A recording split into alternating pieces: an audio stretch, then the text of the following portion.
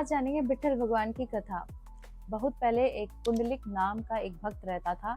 वह अपने माता पिता की बहुत सेवा करता था। उसके लिए माता पिता की सेवा ही भगवान की सच्ची पूजा थी। तो भगवान विष्णु कृष्ण पुंडलिक के गहन भक्ति और सेवा भाव से प्रसन्न होकर उसके मार्गदर्शन देने पंढरपुर गए। जब भगवान पंढरपुर पहुंचे तब पुंडलिक अपने माता पिता की सेवा में इतना व्यस्त था कि उसने भगवान को तुरंत ध्यान नहीं दिया।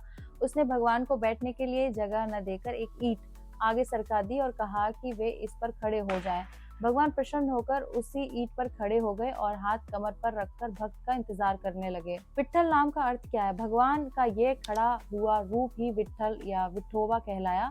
विट्ठ का अर्थ है ईंट, बा अप्पा का अर्थ है पिता, अर्थात ईंट पर खड़े हुए भगवान पिता। पंढरपुर और वरकरी परंपरा तब से भगवान विट्ठल पंढरपुर में पूजे जाने लगे। हर वर्ष आषाढ़ और कार्तिक महीने में बड़ी यात्राएं होती हैं। लाखों वरकरी भक्त पैदल चलते हुए ज्ञानेश्वर माउली और तुकाराम महाराज की पालकियां लेकर पंढरपुर पहुंचते हैं। वे भजन कीर्तन गाते हुए विट्ठल विट्ठल नाम का जाप करते हैं। इनकी विशेषता क्या है? विट्ठल जी की मूर्ति हमेशा ईंट पर खड़ी दिखाई देती है, हाथ कमर पर टिके होते हैं। वे भक्त और भगवान के बीच निस्वार्थ प्रेम और सेवा का प्रतीक है। यह कथा ये भी सिखाती है कि सच्ची पूजा माता पिता और बड़ों की सेवा से होती है। विट्ठल भगवान की कथा पुंडलिक के सेवा भाव और भगवान के धैर्य प्रेम से जुड़ी है, जो आज भी महाराष्ट्र भारत भर के लाखों भक्तों को प्रेरित करती है। भगवान कृष्ण विठोबा पुंडलिक के घर क्यों गए? कथा के अनुसार भक्ति और सेवा का बल पुंडलिक शुरू में सामान्य गृहस्थ जीवन जी रहे थे, पर बाद में उन्होंने अपने माता पिता की सेवा को ही सबसे बड़ी पूजा माना। वे पूरी निष्ठा और समर्पण से माता पिता की सेवा में लगे रहे। भक्त की पुकार बिना भी भगवान आते हैं। भगवान कृष्ण अपने सच्चे भक्त की सेवा और निष्ठा से प्रसन्न होकर स्वयं पंढरपुर पुंडरिक के घर आए। यहाँ संदेश यह है कि जिस भक्त ने भगवान का नाम न भी लिया हो, लेकिन अपने कर्म सेवा और प्रेम से भगवान को संतुष्ट कर देता है, वहां भगवान स्वयं चले आते हैं। परीक्षा और धैर्य। जब भगवान कृष्ण उनके घर आए उस समय पुंडलिक अपने माता पिता की सेवा कर रहे थे। उन्होंने भगवान से कहा कि वे प्रतीक्षा करें। उन्हें बैठने के लिए जगह न देकर एक ईंट आगे सरका। भगवान उसी ईंट पर खड़े होकर पुंडलिक के नाम काम खत्म होने का इंतजार करने लगे। इस घटना का अर्थ है, यह कथा दर्शाती है कि सेवा ही सच्ची भक्ति है। भगवान ये सिखाना चाहते थे कि माता पिता की सेवा भगवान की पूजा से भी ऊंची। भक्त का प्रेम समर्पण सेवा भाव इतना शक्तिशाली है कि वे स्वयं भगवान को अपने घर बुला लेता है। इसलिए भगवान कृष्ण पुंडलिक के घर आए, क्योंकि वे सच्चे सेवा भावी भक्त थे और उनकी निष्ठा ने भगवान को आकर्षित कर लिया। पुंडलिक के माता पिता क्या करते थे? क्या वो किसी बीमारी में थे? क्या वो अपने बच्चे पर कोई दबाव डालते थे? क्या उनके बेटे से प्यार करते थे? पुंडलिक के माता पिता की स्थिति समझते हैं। इंसान एक तरफा उस कथा को समझता है, सुनता जानता है, इसलिए कथा के दोनों हिस्सों का समझना जरूरी होता है। कथा के अनुसार पुंडलिक के माता पिता बुजुर्ग और कमजोर थे। वे साधारण लोग थे और अंत समय में उन्हें सेवा और देखभाल की जरूरत थी। विशेष रूप से कोई बीमारी का उल्लेख नहीं मिलता, परंतु स्पष्ट है कि उम्र के कारण वे निर्भर थे। माता पिता का स्वभाव। वे अपने बेटे से साधारण प्रेम और सहारा चाहते थे। दबाव या स्वार्थपूर्ण मांग का जिक्र। यह मुख्य बात यही थी कि माता पिता की सेवा उनके प्रेम सम्मान के साथ करनी चाहिए, चाहे वे कुछ कहे या ना कहे।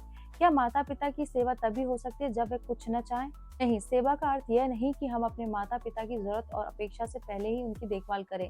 अगर माता पिता कुछ भी न कहें तब भी सेवा करना संतान का धर्म है। अगर माता पिता कुछ मांगे और वो उचित हो तो उसका पालन करना भी सेवा। माता पिता का प्रेम और सेवा का संदेश। माता पिता हमेशा अपने बच्चे से प्रेम करते हैं, कभी सख्त भी हो सकते हैं, परंतु उनकी गहराई में कल्याण की भावना रहती है। पुंडलिक ने ये दिखाया कि चाहे माता पिता की स्थिति कैसी भी हो, प्रेम से श्रद्धा से उनकी सेवा ही सच्ची भक्ति। इस कथा से शिक्षा मिलती है कि माता पिता की सेवा शर्तों पर आधारित नहीं होती, चाहे वे कुछ चाहे या ना चाहे, स्वस्थ हो या बीमार, प्रसन्न हो या अप्रसन्न, उनकी सेवा करना ही सच्ची पूजा है। लेकिन कलयुग के माता पिता समाज को ऊपर रखते हैं, उनका कारण बच्चे से अनुचित मांग करते हैं। उन्हें अपनी सेवा के अलावा सब दिखावा पसंद है, पैसे कमाना पसंद है। ऐसे में कलयुग में कोई बच्चा सेवा भी करे और उसके बदले में दबाव दुख मिले तो क्या भगवान उस बच्चे से प्रसन्न होंगे? कलयुग में माता पिता का स्वभाव। आज के समय में कई माता पिता समाज के दिखावे, प्रतिष्ठा, प्राथमिकता, धन को प्राथमिकता देते हैं। कभी कभी वे संतान पर अनुचित दबाव डालते हैं, जैसे अत्यधिक पैसा कमाओ, समाज में नाम करो, हमारी प्रतिष्ठा के ये जियो। इस कारण संतान को प्रेम और सम्मान के बजाय दुख और दबाव महसूस होता है। क्या ऐसी स्थिति में सेवा करनी चाहिए? हाँ, सेवा का धर्म बना रहता है, लेकिन सेवा का अर्थ अंधी आज्ञा पालन नहीं है। सच्ची सेवा वही है जो प्रेम और सम्मान के साथ हो, न कि अपनी आत्मा को तोड़कर। अगर माता पिता अनुचित अपेक्षा रखते हैं, तब भी संतान को संयम और करुणा से व्यवहार करना चाहिए, लेकिन अन्याय को स्वीकार करना आवश्यक नहीं। भगवान का दृष्टिकोण, भगवान हृदय की नीयत देखते हैं, केवल बाहरी काम नहीं। अगर संतान माता पिता से सच्चा प्रेम करता है या करती है, लेकिन उनकी अनुचित मांगों के आगे अपनी आत्मा को दबाती है, तो भगवान उस संतान की रक्षा करते हैं और उसके पक्ष में खड़े रहते हैं। शास्त्रों में स्पष्ट है, अत्याचार को सहना भी पाप है। इसलिए भगवान उस बच्चे से ये प्रश्न नहीं करेंगे कि तूने क्यों माता पिता की हर अनुचित बात मानी, बल्कि वे पूछेंगे क्यों तूने अपने हृदय की पवित्रता, प्रेम और धर्म को बनाए रखा। भगवान क्या करेंगे? भगवान उस संतान को आंतरिक शक्ति देंगे कि वह प्रेम और सम्मान के साथ सीमा निर्धारित कर सके। वे उस संतान को यह समझने में मदद करेंगे कि सेवा और दासता में अंतर है। भगवान ऐसे बच्चों को उनके सच्चे कर्म और नियत के आधार पर आशीर्वाद देते हैं, न कि केवल सामाजिक दिखावे या बाहरी सेवा के आधार पर। तो बात यह है कि कलयुग में यदि माता पिता अनुचित दबाव डालते हैं, तो भी भगवान संतान से केवल इतना चाहते हैं कि वह प्रेम, करुणा और धर्म न छोड़े।